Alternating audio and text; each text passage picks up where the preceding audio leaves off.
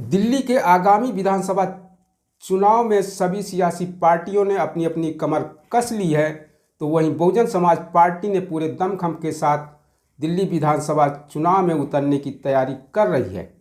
बसपा प्रमुख बहन मायावती ने जिम्मेदार पदाधिकारियों के साथ बैठक करके यह स्पष्ट कर दिया है कि बहुजन समाज पार्टी दिल्ली की सभी 70 सीटों पर चुनाव लड़ेगी। बसपा ने जो दिल्ली चुनाव के लिए रणनीति तैयार की है, उसके अनुसार कैडर के साथ लेकर के टिकट बंटवारे पर फोकस किया गया है।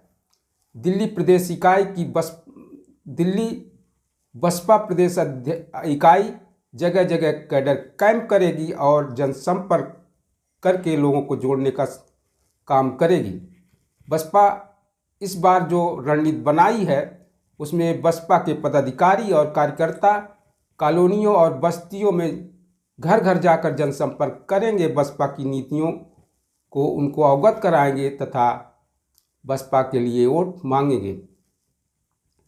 बहुजन समाज पार्टी की मुखिया बहन मायावती ने चुनाव के मद्देनज़र दिल्ली विधानसभा की 70 सीटें 5 जोन में बांट दी हैं और 5 जोन प्रभारियों को इसकी जिम्मेदारी दी है। हरियाणा से लगी हुई 10 सीटें रणधीर सिंह बेनीवाल को इसकी जिम्मेदारी मिली है, तो वहीं सुदेश आर्या को 16 सीटों की विधानसभा की सीटें की जिम्मेदारी मिली है।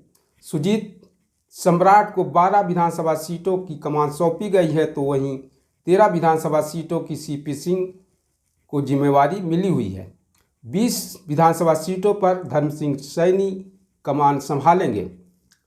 बसपा प्रमुख बहन मायावती के निर्देश पर आकाश आनंद दिल्ली चुनाव में प्रचार करेंगे और जनसभा को संबोधित करके जनसंपर्क भी करेंगे। 5 जनवरी को कोंडली स्थित अंबेडकर पार्क में आकाश आनंद एक रैली करके दिल्ली चुनाव का आगाज करेंगे।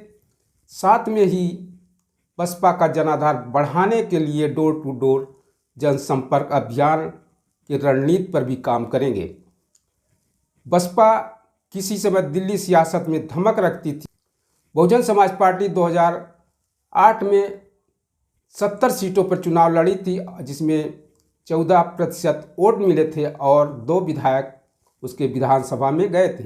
2003 में बहुजन समाज पार्टी ने 40 सीटों पर चुनाव लड़ा और 5.76% बसपा को वोट उस समय मिले।